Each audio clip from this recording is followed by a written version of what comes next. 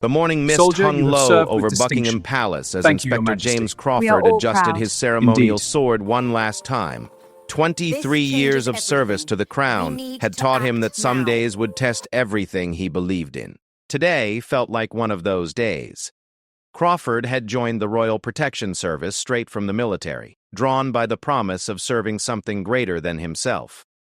His father had been a palace gardener, and young James had grown up hearing stories about the dignity and honor that came with working for the royal family. Back then, the Queen was in her prime, and the monarchy felt unshakable, but times had changed. The palace corridors now buzzed with whispered conversations about declining approval ratings, scandals that seemed to emerge weekly, and a growing movement questioning whether Britain even needed a monarchy in the modern age. The younger generation in particular saw the royal family as an expensive relic from a bygone era. Crawford walked through the familiar halls, his footsteps echoing against marble floors that had witnessed centuries of British history. Today, he was assigned to Prince William and Catherine's detail, a duty that had become increasingly complex over the past year. Unlike the previous generation of royals, William and Kate seemed different. They connected with people in ways that felt genuine, not scripted. The inspector remembered the first time he had been assigned to their detail. It was during a visit to a children's hospital in Manchester. While other royals might have moved through such events with practiced efficiency, William and Kate had lingered. They had sat on the floor with sick children, ignored their tight schedule to comfort worried parents, and made sure every staff member felt acknowledged. That day, Crawford had watched a little girl named Sophie, barely 6 years old and fighting leukemia, light up when Kate knelt beside her bed. The Duchess had spent nearly 20 minutes talking about Sophie's favorite books, completely absorbed in the conversation.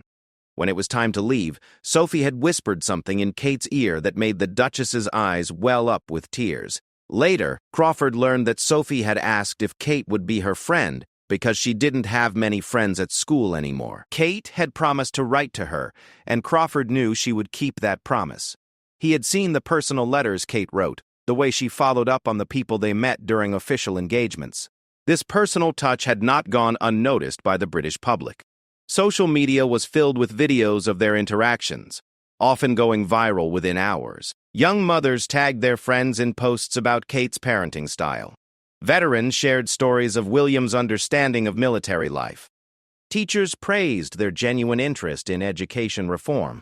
But inside the palace walls, this popularity was creating tension. Sir Geoffrey Hartwell, the Queen's private secretary, represented the old guard of palace politics. He believed in maintaining distance, in preserving mystique, in following protocols that had been established over decades. To him, William and Kate's approach was dangerously informal. Crawford had overheard heated discussions in the private offices. Hartwell worried that too much accessibility would diminish the monarchy's authority. He pointed to opinion polls showing that while William and Kate's approval ratings soared, overall support for the institution remained fragile. His argument was that popularity based on personality was fleeting, but respect based on tradition was enduring. The younger palace staff, however, saw things differently. Lady Sarah Pembridge, recently appointed as Kate's private secretary, argued that the monarchy needed to evolve or risk becoming irrelevant. She had data showing that William and Kate's engagements generated significantly more positive media coverage and public engagement than traditional royal events. This divide was becoming more apparent with each passing week. Crawford noticed how meetings were increasingly segregated. The traditional advisors met separately from the younger staff members who worked directly with William and Kate. Information was shared selectively, and there was a growing sense that different factions were working toward different goals. The security implications of this internal tension were significant. Crawford's job was to protect the royal family from external threats, but he was beginning to realize that the greatest dangers might come from within. Not physical harm, but political maneuvering that could undermine the very people he was sworn to protect. During a recent security briefing, Crawford had learned about social media monitoring that revealed interesting patterns. Posts supporting William and Kate often criticized other members of the royal family by comparison. Comments praised their normal behavior while questioning why taxpayers should fund relatives who seemed less engaged with public service. This data was being interpreted differently by different palace factions.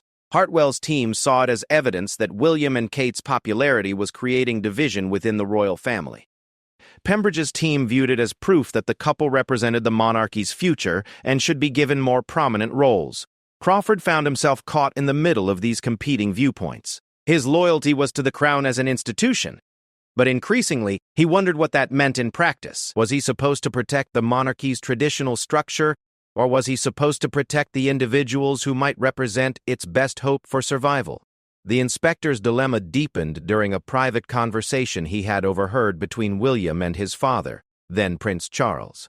The conversation had taken place in a garden at Highgrove, and Crawford had been positioned close enough to hear their exchange while maintaining appropriate security distance. William had expressed frustration about being constrained by outdated protocols when he and Kate were clearly connecting with people in ways that benefited the monarchy. He wanted to expand their charitable work, take on more significant causes, and engage more directly with social media to reach younger audiences.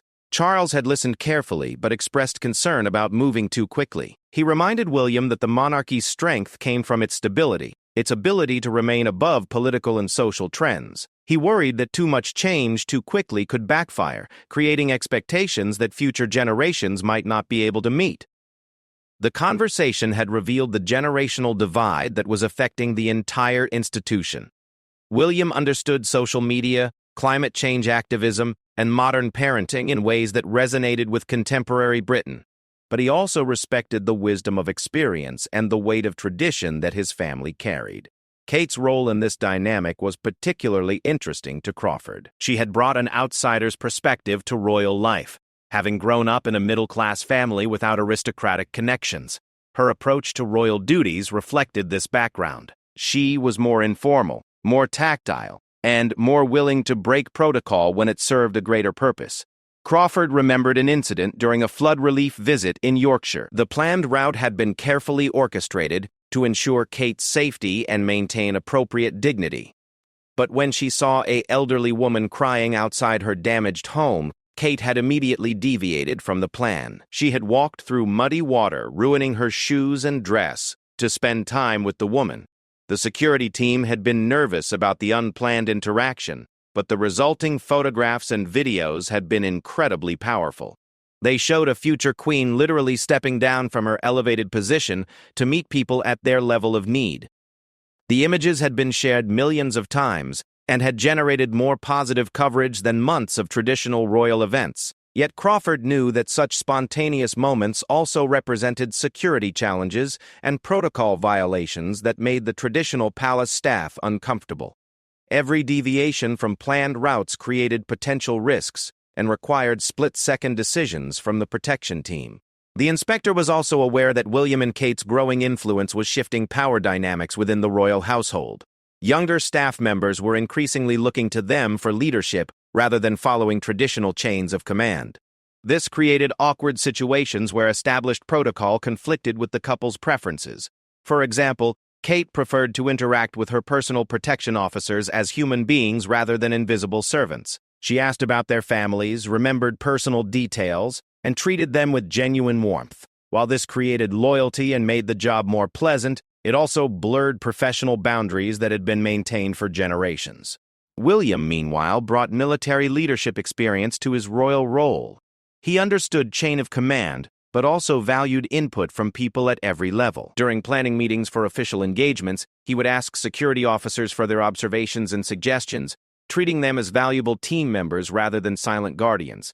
This inclusive approach was creating a more collaborative atmosphere among William and Kate's immediate team, but it was also highlighting the contrast with more traditional royal operations. Crawford noticed that staff members who worked with different royals were beginning to compare their experiences, and the comparisons were not always favorable to the traditional approach.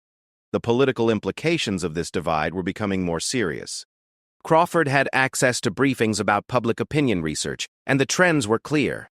William and Kate's approval ratings were consistently high across all demographic groups, including young people who were generally skeptical of the monarchy. Their children were seen as the future of the institution, and their parenting style was widely praised.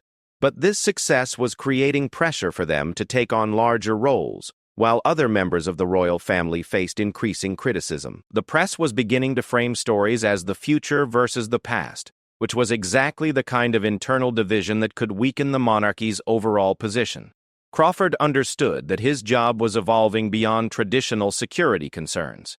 He was now protecting people who were navigating complex political dynamics that could determine the monarchy's survival. Every public appearance was being scrutinized, not just for security risks, but for its impact on public opinion and internal palace politics. The inspector realized that the traditional model of royal protection, focusing primarily on physical safety, was no longer adequate. He needed to understand social media trends, public opinion polling, and political strategy to effectively protect his charges from modern threats to their position and influence. As the morning briefing concluded and Crawford prepared for another day of official engagements, he reflected on how much his job had changed since those early days when royal protection was primarily about preventing physical harm. Now he was protecting individuals who represented hope for an ancient institution's future, while navigating the complex web of palace politics that could either support or undermine their mission. The challenges ahead would require not just professional skill but also wisdom about when to follow traditional protocols and when those protocols needed to evolve. Crawford knew that his loyalty to the crown would be tested in ways he had never anticipated, and the decisions he made could have implications far beyond the immediate safety of the people he was sworn to protect. The day ahead would bring new tests of these evolving dynamics, as William and Kate continued their work of connecting with the British people while palace politics swirled around them. Crawford's role in protecting both their physical safety and their ability to serve effectively was becoming more complex with each passing day. The emergency meeting had been called for 6 a.m, and Inspector Crawford could sense the tension the moment he entered the secure briefing room. Sir Geoffrey Hartwell stood at the head of the mahogany table, his usually composed expression showing signs of strain. Around the table sat the key figures who managed the royal household's most sensitive operations. Crawford had been summoned because of an incident that occurred during William and Kate's unscheduled visit to a food bank in Liverpool the previous day. What was supposed to be a simple photo opportunity had turned into something much more significant, and the palace's different factions were interpreting the events very differently. The visit had started normally enough. William and Kate had arrived at the community center precisely on schedule, greeted the local officials, and begun their tour of the facility. But Kate had noticed something that wasn't on the official itinerary: a group of children sitting quietly in a corner while their mothers waited in line for food assistance. Against the advice of her protection team and the strict timeline that had been planned, Kate had approached the children. What followed was an impromptu 40-minute session where she and William had sat on the floor, helping children with homework, listening to their stories, and learning about the challenges their families were facing. The moment had been captured by dozens of smartphones, and within hours the videos were spreading across social media platforms. The hashtag #RoyalsWhoActuallyCare was trending worldwide. The footage showed genuine emotion from both William and Kate as they learned about families choosing between heating their homes and buying food. But the real controversy had begun when William made an unscripted comment to a local journalist. Asked about what he had learned from the experience, William had spoken candidly about the need for systematic change to address poverty in modern Britain. He had mentioned specific policy areas where he believed the government could do more. For Lady Sarah Pembridge and the younger palace staff, this was exactly the kind of authentic engagement that could revitalize the monarchy's relevance. The public response had been overwhelmingly positive. Social media engagement was at record levels, and major newspapers were praising the couple's willingness to address real social issues. But for Sir Geoffrey Hartwell and the traditional advisors, William's policy comments had crossed a dangerous line. The monarchy's constitutional role required strict political neutrality. Any suggestion that royals were advocating for specific government policies could create a constitutional crisis and provide ammunition for Republicans who wanted to abolish the monarchy entirely. Crawford listened as both sides presented their arguments. He understood the security implications of both perspectives.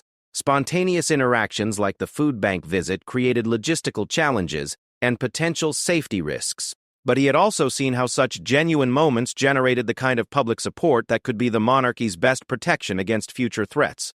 Hartwell was presenting data that showed concerning trends. While William and Kate's personal approval ratings remained high, there was growing criticism of the royal family's costs to taxpayers. Republican sentiment was increasing, particularly among younger voters and in certain regions of the country. Any perception that royals were overstepping constitutional boundaries could accelerate these trends. The private secretary's concern was that William and Kate's success was highlighting the perceived failures of other family members. Recent polls showed declining support for several royals whose work was seen as less impactful or more traditional. This comparison was creating internal family tensions and external criticism about why taxpayers should fund a large royal household when only a few members seem truly engaged with modern Britain. Pembridge countered with equally compelling data. International coverage of William and Kate's work was generating significant soft power benefits for Britain. Tourism related to royal sites was increasing, and the couple's charitable work was attracting major donations and international attention to British causes. From her perspective, their willingness to address real issues was strengthening rather than weakening the monarchy's position. The debate revealed fundamental questions about the monarchy's future role. Should royals maintain traditional distance and ceremony, focusing on symbolic functions and avoiding anything that could be construed as political? Or should they evolve to become more engaged advocates for social causes, risking constitutional complications but potentially gaining relevance with contemporary audiences? Crawford realized that both approaches carried significant risks. The traditional approach might preserve constitutional propriety, but could result in the monarchy becoming increasingly irrelevant to ordinary people's lives. The more engaged approach might strengthen public support, but could provoke political backlash or constitutional challenges. The inspector's perspective was shaped by his daily observations of how people responded to William and Kate. During their public engagements, he witnessed genuine emotional connections that seemed to transcend traditional class boundaries. People felt heard and valued in ways that formal royal protocols rarely achieved. He remembered a recent visit to a military base where William had spent time with families of deployed soldiers. The Duchess had noticed a wife struggling with young children and had quietly arranged for additional support services. These weren't headline-grabbing gestures, but practical help that made real differences in people's lives. Such interventions required careful coordination between the royal household and various government and charitable organizations. Crawford had seen how William and Kate's staff worked to follow up on the connections made during public engagements, ensuring that their involvement led to lasting benefits rather than just positive publicity. This behind-the-scenes work was where the palace's internal tensions became most apparent. The traditional approach emphasized ceremony and symbolism over direct intervention. Royals would visit, show interest, and move on, leaving the actual work to others. William and Kate preferred to maintain ongoing relationships and track the impact of their involvement. The difference was evident in how they handled their charitable patronages. Previous generations of royals might attend annual galas, give speeches, and provide prestigious endorsement. William and Kate were more likely to visit projects regularly, meet beneficiaries personally, and use their platforms to advocate for specific policy changes. This more hands-on approach required additional resources and created new security considerations. Crawford's team had to plan for multiple follow-up visits, informal interactions, and spontaneous responses to situations they encountered. The traditional model of highly controlled ceremonial appearances was being replaced by more dynamic and unpredictable engagements. The security implications were significant. Every unscripted interaction created potential risks. When Kate hugged a crying mother or William stopped to talk with protesters about housing issues, the protection team had to adapt quickly to changing circumstances. These moments of genuine connection were also when the royals were most vulnerable to potential threats. Crawford had developed new protocols to balance security with authenticity. His team had learned to create protective perimeters that felt natural rather than imposing. They positioned themselves to intervene quickly if necessary while remaining as invisible as possible during emotional interactions.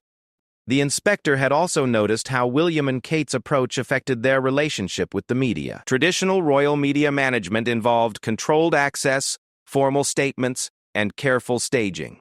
The couple's more spontaneous style meant that some of their most powerful moments were captured by bystanders rather than official photographers. This shift was creating new dynamics with both traditional media and social media platforms.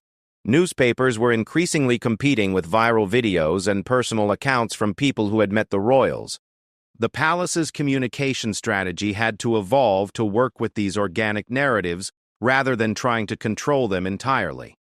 The meeting continued as different advisors presented their recommendations for handling future engagements.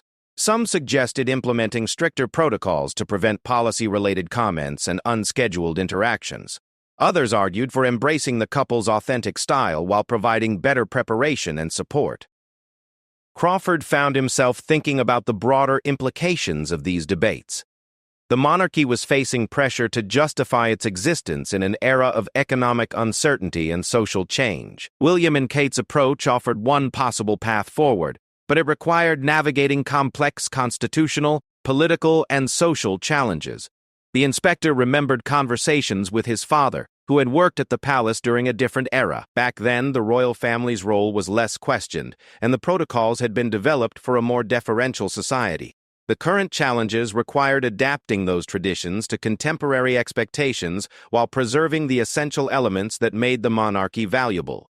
As the meeting progressed, Crawford realized that the debates weren't really about security protocols or media management.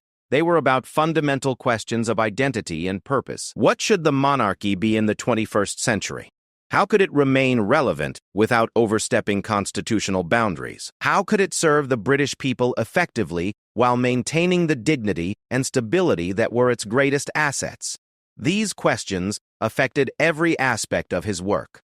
When Crawford planned security for royal engagements, he wasn't just protecting individuals, he was helping to protect an institution that was trying to redefine itself.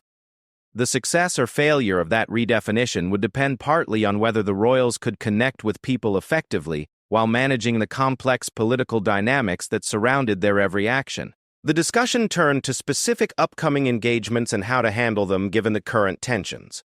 A visit to Scotland was planned for the following month, and the political sensitivities were particularly acute given ongoing debates about Scottish independence. William and Kate's popularity in Scotland was seen as potentially helpful for maintaining Union support, but any perception that they were being used for political purposes could backfire.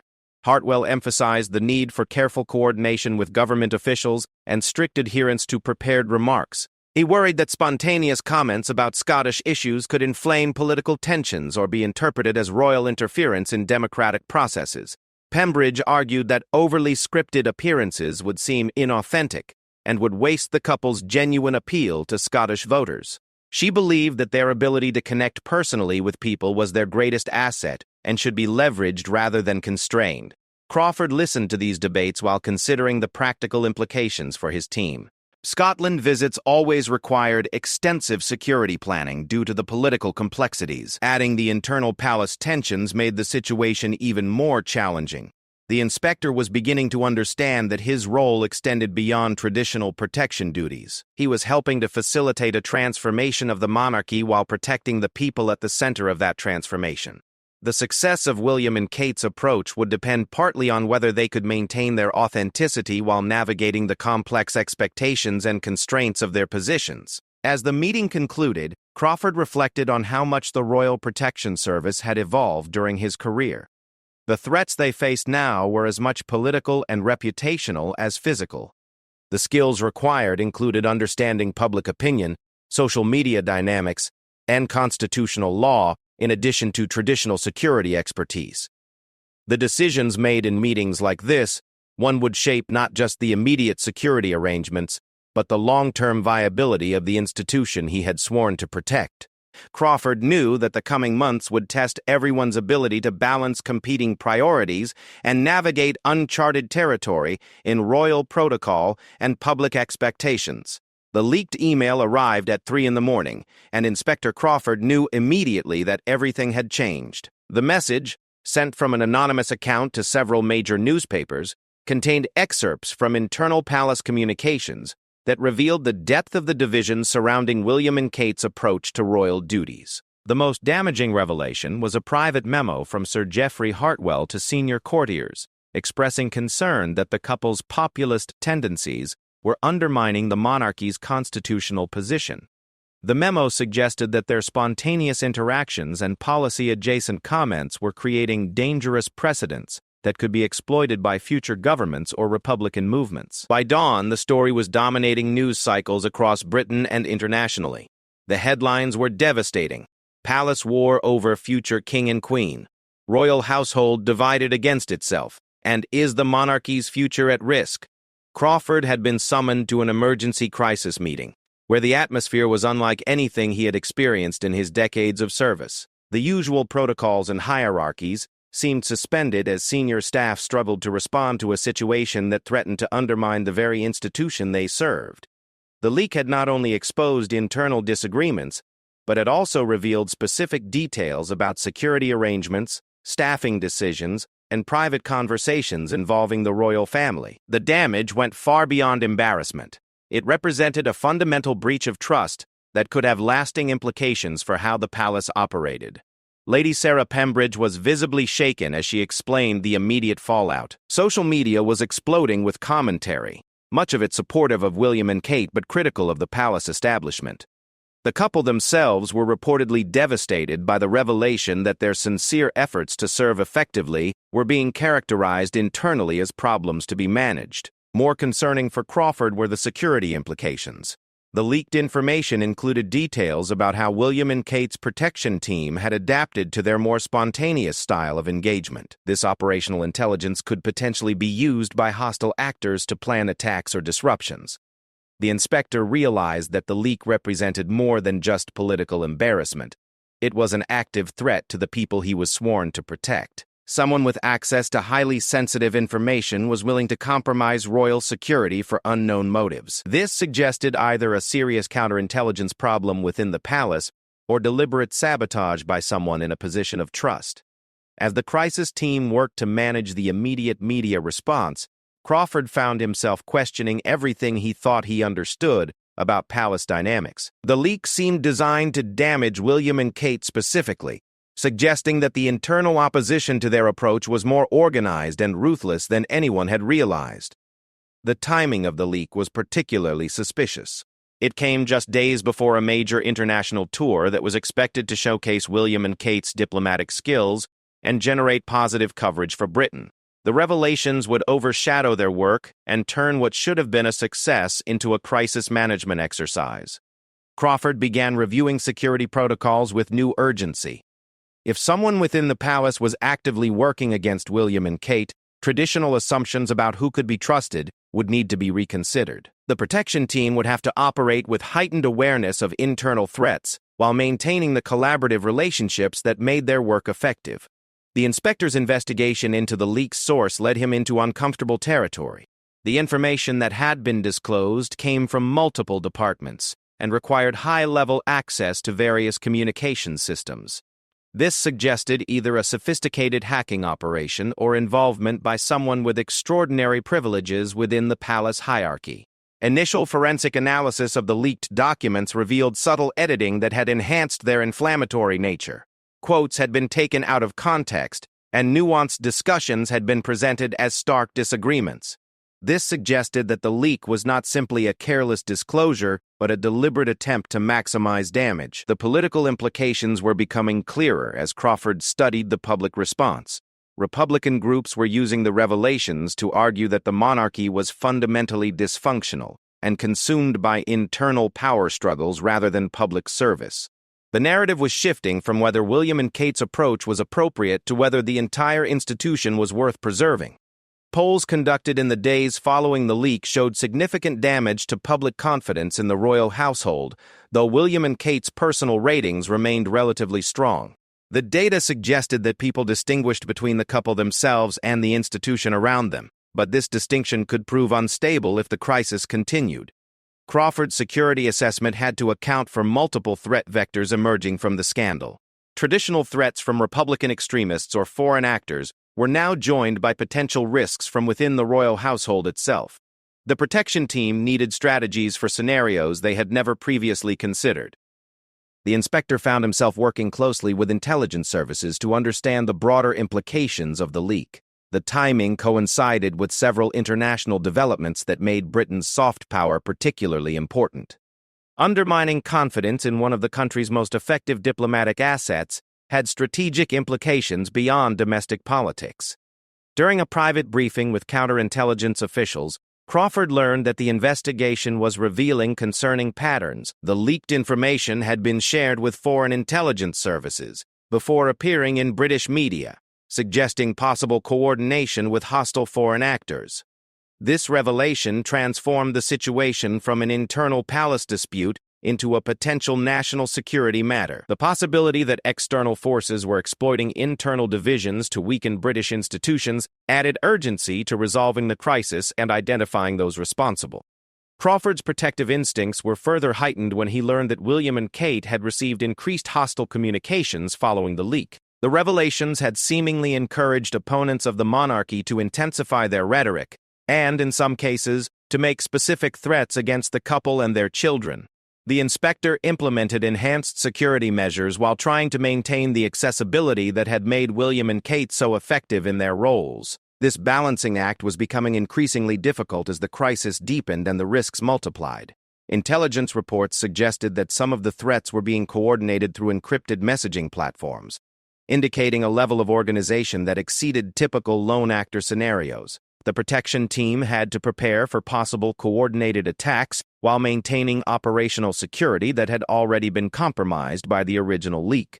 Crawford's investigation into internal security led him to examine the motivations of various palace factions.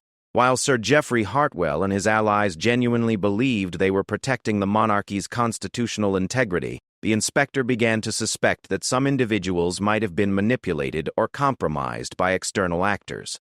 The complexity of modern information warfare meant that internal divisions could be exploited and amplified by sophisticated adversaries without the knowledge of those being manipulated. Crawford had to consider whether the palace's factional disputes had been organically developing or had been encouraged by outside interference.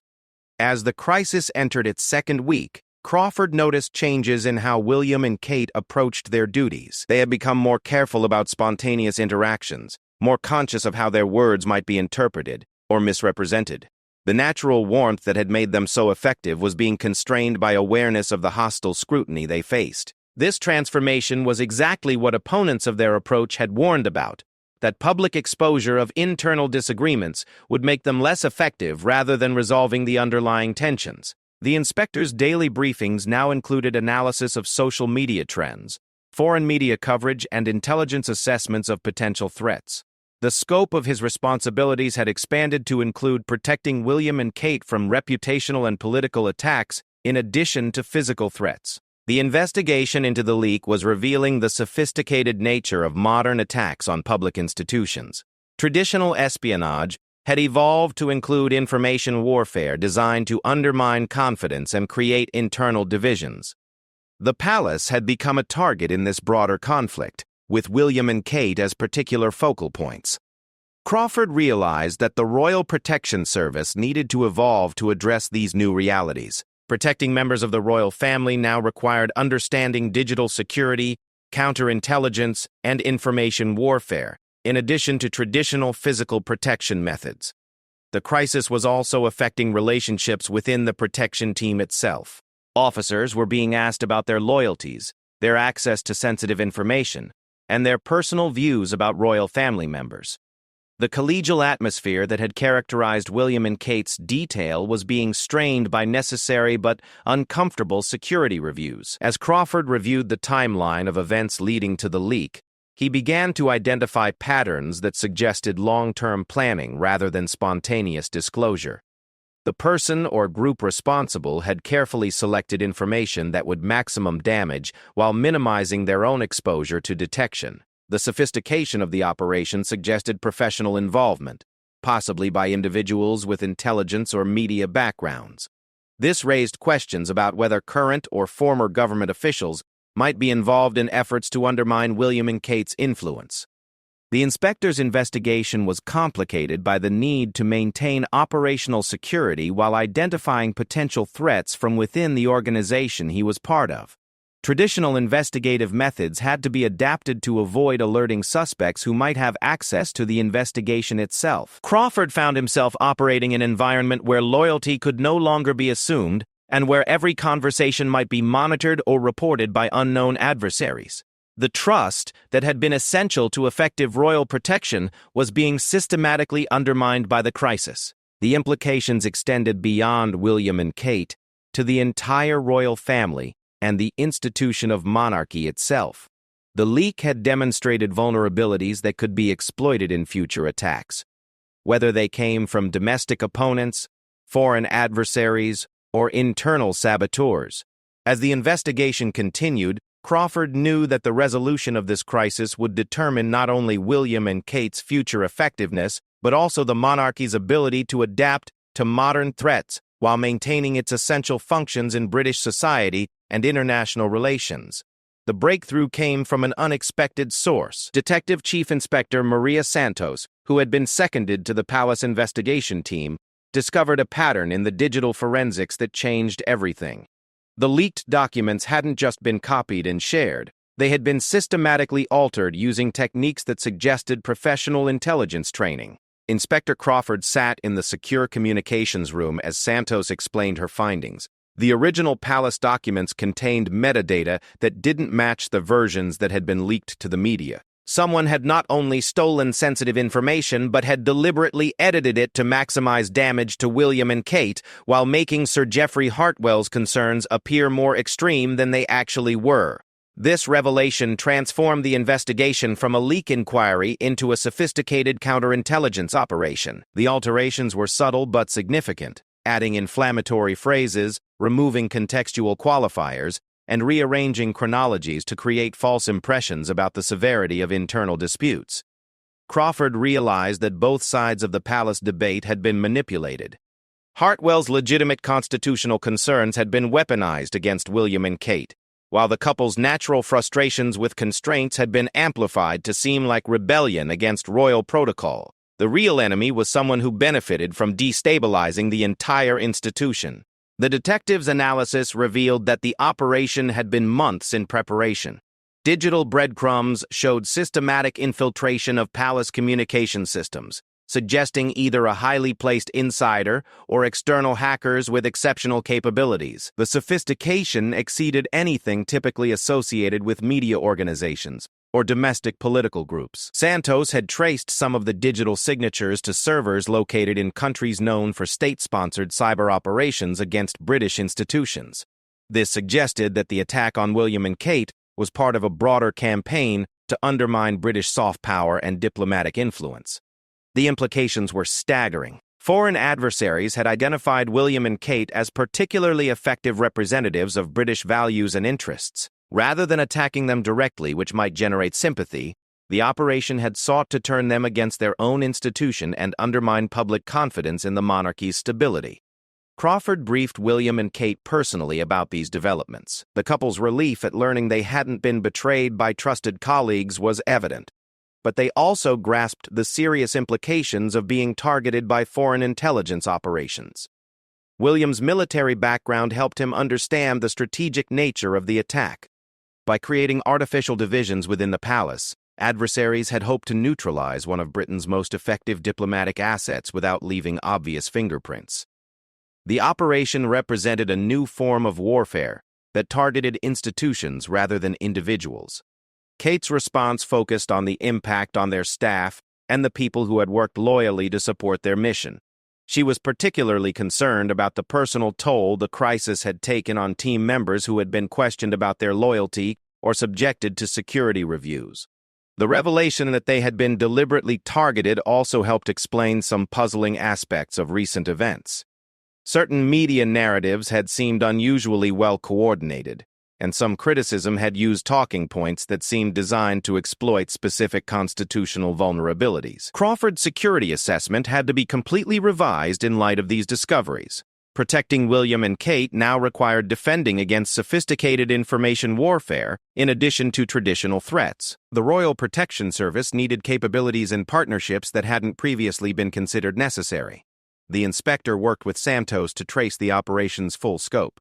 They discovered that the attack on William and Kate was part of a broader campaign targeting various British institutions. Similar techniques had been used to create or amplify divisions within government departments, military units, and cultural organizations. The pattern suggested a coordinated strategy to undermine British social cohesion and international standing. William and Kate had been targeted because their success in connecting with diverse audiences made them particularly valuable assets for British soft power projection. Understanding the foreign dimension of the threat helped palace officials reframe their response. Rather than focusing on internal blame and policy debates, they could unite against a common external enemy. The artificial nature of some internal divisions became apparent once the manipulation was exposed. Sir Geoffrey Hartwell's response to the revelations was particularly significant. Learning that his legitimate concerns had been exploited and amplified by hostile foreign actors helped him understand how his traditional approach might need to evolve to address modern threats. The private secretary acknowledged that while constitutional concerns remained valid, the monarchy's effectiveness in countering sophisticated information warfare might require more flexibility and adaptability than traditional protocols allowed. William and Kate's authentic connection with people had proven resilient against attack in ways that purely ceremonial approaches might not. Crawford observed a remarkable transformation in palace dynamics as the external threat became clear. Factions that had been suspicious of each other began collaborating to develop more effective defenses against future attacks. The crisis had ultimately strengthened rather than weakened institutional unity. The investigation also revealed why certain security breaches had occurred. Foreign operatives had systematically cultivated sources within the palace support structure, not necessarily by recruiting traitors but by encouraging existing frustrations and amplifying genuine concerns until they became destabilizing. This technique was particularly insidious because it didn't require convincing anyone to betray their country or institution. Instead, it exploited natural human emotions and organizational tensions to achieve strategic objectives without leaving clear evidence of foreign involvement. Crawford's counterintelligence training helped him understand how such operations worked. By making targets feel that their concerns weren't being heard through legitimate channels, adversaries could encourage them to seek alternative outlets that unknowingly served hostile interests. The revelation led to a comprehensive review of palace security procedures, not just for physical protection, but for information security and counterintelligence. Crawford found himself working with specialists from MI5 and GCHQ to develop new protocols for protecting sensitive communications and identifying potential influence operations. One of the most important lessons was that modern royal protection required understanding the information environment as carefully as the physical environment. Threats to reputation and institutional credibility could be as dangerous as physical attacks, particularly when they were designed to undermine the monarchy's ability to serve British interests. The experience also highlighted the importance of William and Kate's authentic approach to their roles. Their genuine connections with people had created resilience against information attacks that more artificial or scripted approaches might have lacked. Public trust built through personal interaction proved more durable than support based purely on tradition or ceremony. Crawford began developing new training programs for royal protection officers that included elements of digital security, social media analysis, and basic counterintelligence awareness. The traditional focus on physical threats was being expanded to address the full spectrum of modern challenges to royal safety and effectiveness. The international tour that had been overshadowed by the leak crisis was rescheduled with enhanced security measures and new protocols for handling information warfare. William and Kate's team had learned to anticipate and counter attempts to distort or manipulate their activities for hostile purposes.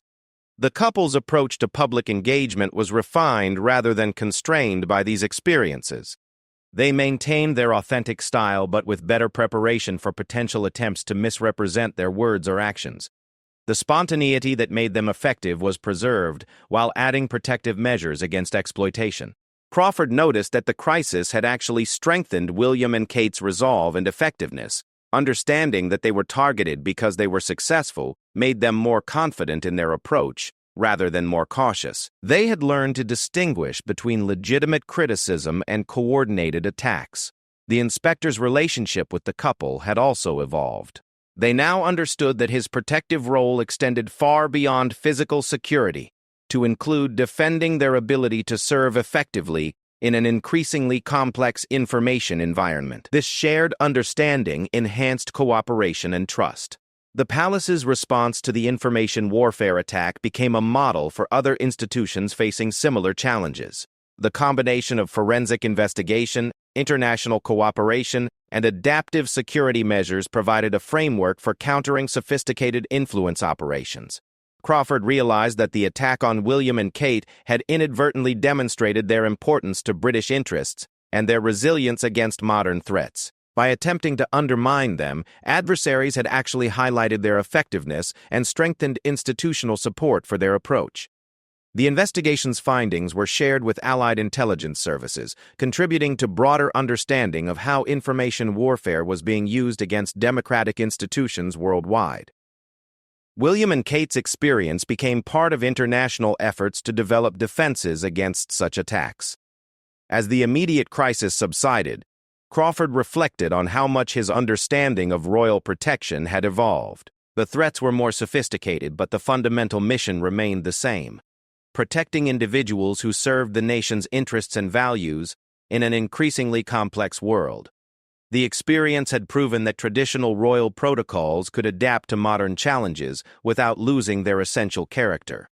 William and Kate's success in maintaining their effectiveness despite sophisticated attacks demonstrated the monarchy's potential resilience and continued relevance in contemporary international relations. 6 months after the revelation of the foreign information warfare operation, Inspector Crawford stood in the same briefing room where the crisis had begun, but everything had changed. The emergency meetings had been replaced by regular strategic planning sessions, where former adversaries now worked together to strengthen the monarchy's resilience against modern threats. The transformation had not happened overnight. The investigation into the foreign operation had taken months to complete, revealing connections to influence campaigns across multiple countries and institutions. William and Kate had been just one target in a broader strategy to destabilize democratic societies by undermining their most effective cultural and diplomatic assets. Crawford had worked closely with international partners to understand the full scope of the threat. Intelligence agencies from allied nations had shared similar cases where respected public figures had been targeted through manufactured controversies and amplified internal disputes. The techniques used against the British royal family were part of a global playbook for information warfare. The experience had fundamentally changed how the palace approached security and public engagement. Traditional protocols had been updated to account for digital threats and information manipulation. New training programs educated staff about social engineering tactics and the importance of verifying sources before sharing sensitive information. Sir Geoffrey Hartwell had emerged as an unlikely champion of innovation within the palace structure. His experience of having his legitimate concerns manipulated by hostile actors had convinced him that rigid adherence to traditional methods could actually make the monarchy more vulnerable to modern attacks. The private secretary had worked with Lady Sarah Pembridge to develop new frameworks that balanced constitutional propriety with adaptive flexibility. They had created systems for rapid response to information attacks while maintaining the dignity and political neutrality that were essential to the monarchy's role. Crawford observed that the crisis had ultimately strengthened rather than weakened the institution. By exposing and defeating a sophisticated attack, the palace had demonstrated its ability to evolve and defend itself. The transparency required during the investigation had also increased public trust in the monarchy's commitment to serving British interests. William and Kate's role had been transformed by their experience as targets of foreign interference. Their understanding of modern threats had made them even more effective in their diplomatic and cultural roles. They could speak credibly about the challenges facing democratic institutions because they had personally experienced and overcome sophisticated attacks. The couple's approach to public engagement had been refined rather than constrained by their experience. They maintained their authentic style, but with enhanced awareness of how their activities might be misrepresented or exploited. Their spontaneity was preserved, while adding protective measures against manipulation. Crawford's security protocols now included regular monitoring of information environments and proactive measures to counter false narratives. The protection team had learned to defend against reputational attacks as systematically as they defended against physical threats. The inspector had developed new partnerships with cybersecurity experts, social media analysts, and counterintelligence specialists. Royal protection in the modern era required understanding complex information ecosystems and the ability to operate effectively within them. One of the most significant changes was in how the palace handled internal communications and decision-making processes. New security measures protected sensitive discussions while maintaining the collaboration and transparency that had proven essential to effective operation. The leak investigation had revealed that even well-intentioned individuals could unknowingly serve hostile interests when traditional security measures proved inadequate for modern threats. The palace had implemented comprehensive security education to help staff recognize and resist various forms of manipulation. Crawford's relationship with William and Kate had deepened through their shared experience of confronting sophisticated threats. They had learned to work as a team against adversaries who sought to undermine their effectiveness and damage British interests. The international tour that had been postponed during the crisis was eventually conducted with great success.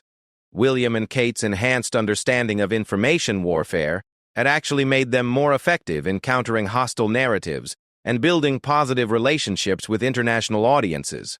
The couple's experiences had given them credibility when discussing modern challenges to democratic institutions. Their personal testimony about surviving information attacks had resonated with leaders and citizens of other nations facing similar threats. Crawford had documented the lessons learned from the crisis to help other protective services facing similar challenges. The techniques developed for defending against information warfare were being shared with allied nations and adapted for protecting other high-value targets. The investigation's findings had contributed to broader understanding of how modern adversaries operated against democratic institutions. Academic researchers and policy experts had studied the case to develop better defenses against information warfare tactics. The palace's successful response had become a model for institutional resilience in the face of sophisticated attacks. Other organizations had adopted similar approaches to protecting their effectiveness while maintaining their essential character and values. Crawford reflected on how the crisis had ultimately validated William and Kate's approach to their roles. Their authentic connections with people had proven more resilient against attack than more traditional or scripted approaches might have been. Public trust, built through genuine interaction, had provided the foundation for weathering the storm of manufactured controversy. The inspector had learned that loyalty to the crown in the modern era meant understanding and defending against threats that previous generations could not have imagined. Protecting the monarchy's ability to serve British interests required constant adaptation and innovation. The experience had also highlighted the importance of the monarchy's soft power role in international relations. Foreign adversaries had targeted William and Kate precisely because they were so effective in promoting British values and interests abroad. Their success made them valuable assets worth defending. Crawford's expanded role now included briefing government officials about threats to British cultural and diplomatic assets. The Royal Protection Service had become part of broader national security efforts to defend against information warfare and foreign interference. The investigation had revealed that the monarchy's modernization efforts had actually strengthened its strategic value to Britain. William and Kate's ability to connect with diverse audiences made them more effective representatives of British interests than more traditional approaches might have achieved. The crisis had ultimately accelerated necessary reforms within the palace while proving the institution's fundamental resilience. The monarchy had demonstrated its ability to adapt to modern challenges while maintaining its essential character and constitutional role. Crawford observed that William and Kate had emerged from their ordeal as even more committed and effective representatives of British values. Their experience of being targeted by foreign adversaries had deepened their understanding of their role in defending democratic institutions. The couple's children had been protected throughout the crisis, but the experience had shaped how their parents thought about preparing them for future roles. The next generation would grow up understanding both the privileges and responsibilities of representing British interests in a complex world. The inspector's final reflection was that the crisis had proven the continued relevance and importance of the monarchy in modern Britain. By attempting to undermine William and Kate, foreign adversaries had inadvertently demonstrated their effectiveness and value to British interests. The palace had learned that protecting the monarchy in the 21st century required understanding and defending against sophisticated threats while maintaining the authentic connections that made the institution valuable. The balance between tradition and adaptation had been successfully achieved. Crawford knew that future challenges would test the lessons learned from this experience.